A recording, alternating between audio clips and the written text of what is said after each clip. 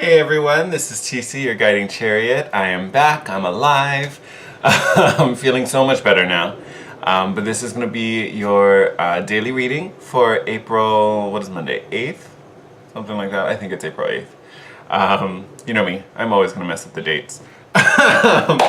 Anyway, so pretty simple day. We really only have one aspect to talk about.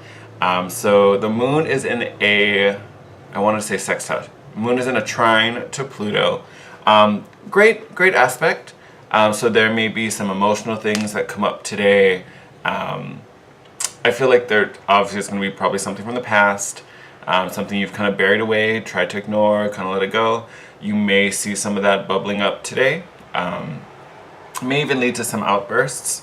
But if you can really lean into those energies and allow yourself to kind of process them and just kind of feel it out, it could lead to some positive growth and some positive change. So beautiful energy to play with. Our rune today is Nadiz. So I think it's the first fire rune. It's the rune of the festival fire. But this is the one that talks about our needs. So kind of makes sense with this rune, right? Or with this aspect, right? So, could be some emotional hurts that are coming up, things that we didn't fully process or understand in the moment. Now that some time has gone by, we have a different perspective. We get to look at it again with some fresh eyes, possibly. But this rune is really about acknowledging and meeting your own needs.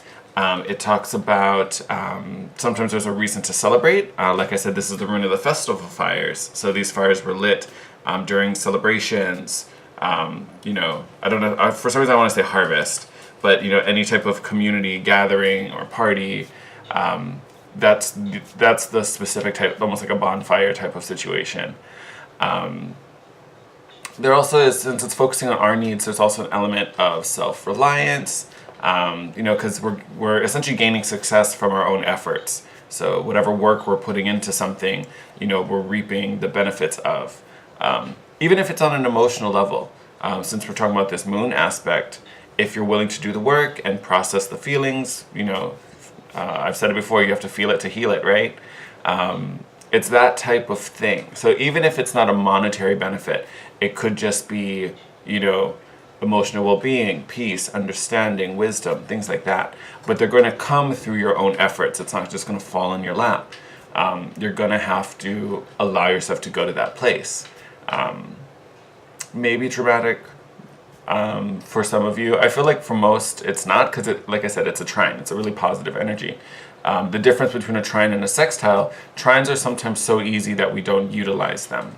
Where a sextile, like, you're going to be putting some action into it. So here it's one of the reasons why I kind of want to talk about it a lot. So if these emotions are coming up, like, really allow yourself to feel them. And I think for a lot of us, we may have already started to feel a lot of things, because I feel like this is very connected to that Aries new moon we just had. So I feel a lot of us are either already in this place, or we're like warming up to get into this place.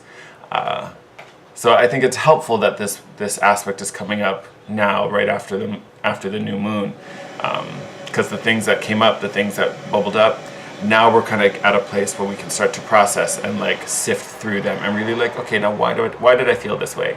What did that really do? How did that serve me? And then apply, our rune to it. Okay, so it didn't serve me. So what can I do differently? How should I handle this differently? Or what do I do to move forward from this? Or, it made me feel a certain way, but you know what? I can use this to get me to next, or, whatever, however that manifests for you. So I think it's a really positive, kind of healing moment in a way. But again, you have to allow yourself to go there. If you deny it or cut it off or ignore it, the moment's going to slip you by. All right? So do with it what you will.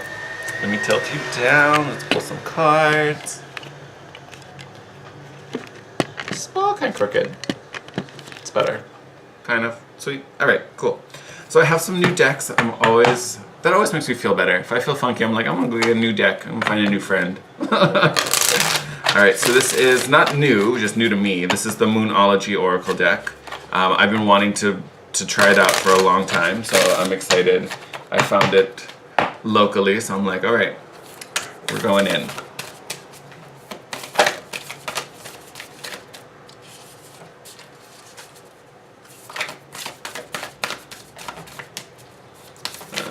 might be a little too new. I like it though.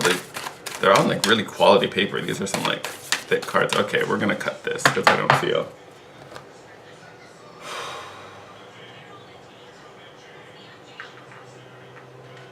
All right, Spirit. What do we need to know about today so that we can create a successful adventure through these energies?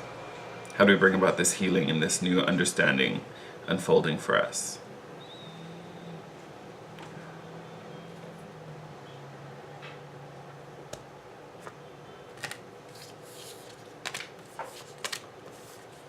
I'm going to take 2.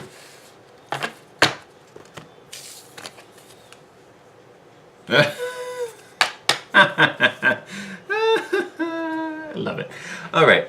So, first one out, the waning moon, which we're right now in a waxing phase, but waning moon, what do you need to release?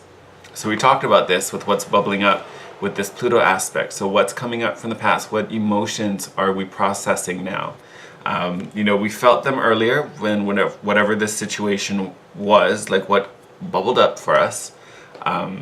Now that we're out of the situation and it's not so heated possibly for some of us, or it's not so raw, let's put it that way. Now that we can look at it maybe a little more objectively, a little calmer, now what's our opinion? What can we glean from this moment? So I bet you there's some benefit to it, but there's also some releasing. We don't have to harp on and hover over a certain energy. We can release what isn't serving us. And then we also got the full moon in Pisces. So this last new moon was in Aries. Here's a full moon in Pisces. Balance, spirituality, and practicality. So again, to me, this is still that healing moment. And Pisces being the last sign of the zodiac, they are also like the omega. This is the culmination, completion. You could also say there is releasing here. And I actually love this energy. I feel like I've definitely been tapped into this today. So I went to my local Barnes & Nobles, which is where I found this deck. But I went in to actually look for... Actually, I went in looking for a couple books. Found way more than I needed. It's one of those things I went in for one thing, left with like 12. It's kind of crazy. But I went and picked up a lot of books that had to do with like spirituality, philosophy, kind of self-helpy kind of realms. But this has definitely been on my mind a lot the past couple days, and I have been obsessed with reading. Like I just wanted, like today I had to go to work and I was just like, I just want to stay in bed and read all day. So I could definitely feel like a lot of you may be relating to that, wanting to know more and understand more and process. And again, for me right now it's definitely spirituality, but it could be anything. But I definitely feel like it could be related for a lot of us. But beautiful moment. And I don't think, to me, this isn't releasing as a form of like cleansing and you're like, oh, I need to clear my energy, I need to cleanse my aura, it's all this kind of stuff. To me, this release is really, I think it needs to be celebrated, because to me it's giving me like, you've reached a point, or we've all reached a point where we are wiser. I think there's a higher level of emotional maturity that's coming along with this energy. So it's releasing because you can now finally look at a situation, see all the bits. You may even be bringing in a little more compassion. It may not be like, oh, this bitch did me wrong, or oh my God, I was treated unfairly. You might be able to see both sides and you're like, okay, not that I'm going to condone the behaviors that happened in this moment, but I can see what got me to this point. I can see what got this person to their point and how those energies clashed. Maybe it wasn't handled the best way, but I can walk away from this knowing XYZ, whatever it is. So to me, this releasing is really, it's like, it's cleaning out the files. It's like, oh, okay, I've kept on a few things. You know what? I have totally moved past this. I can let this go. I can let this go. There's no need to carry this around. It's just taking up space in my file drawer. And that's where that practicality comes from. It's not about labeling this was good, this was bad, this was, right, this was wrong. This is really about, okay, so here's a collection of events that I've gone through. They got me to this point today. There's bits that I want to keep and add to my understanding. Here are some bits that I've truly processed and I have kind of ridden this train to completion. Now I can let this go. To me, that's really where this energy is coming from. So it's a very mature, grounded type of release. This isn't just I just need to cleanse, I need to burn my sage and you know, not that that's a bad thing. You know, my place probably smells like sage and Palo Santo more times than it doesn't. But here, this energy, it's very mature. This is that's kind of what I'm getting. It's a very mature, calm, adult, almost reflective type of energy. Like there's a lot of and I'm glad that this is a moon in Pisces. It feels very watery. You know, there's a high emotional quotient involved in this particular reading. Not taking those. These guys are really thick too. I might have to cut these to soften them a bit. This is a new deck as well. So I'm super excited about it. Someone flipped. You know what? We're gonna keep that. But I love it just because look at that. That's really why I bought it. I was like, oh, she's fancy. So first card that flipped, Justice card. So I'm pulling this as like some bonus advice. You know, so we're trying to find this harmony. We already got balance in this full moon in Pisces, balancing spirituality and practicality. All right, Spirit, what do we need to know for today?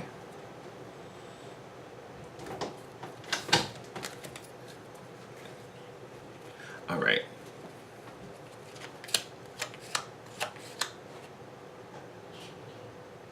Oh, that was fun. All right. Sorry, I normally pull 6 automatically. I got to 3 and then instantly was like, stop. I was like, oh, okay. So what do we got? Oh, all right. So 2 of Swords. Feeling like we're at a crossroads, feeling stuck. 4 of Cups, regrets. Definitely us looking to the past, realizing what we could have done differently, how things played out. There's also a sense, you know, we're so busy looking at these 3 empty cups, looking at the past, looking at, you know, maybe what was hurtful, what was, you know, didn't play out the way we wanted it. But again, there is a blessing hidden among it. And again, that's the maturity I was talking about.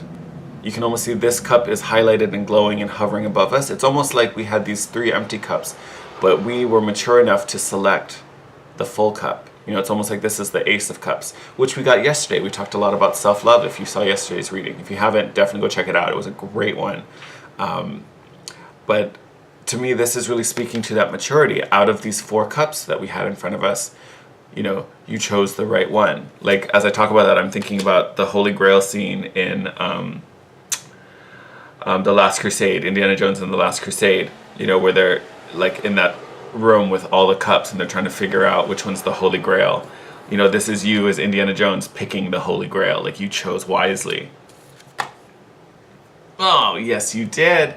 3 of Wands. Abundance coming in. Wishes being fulfilled.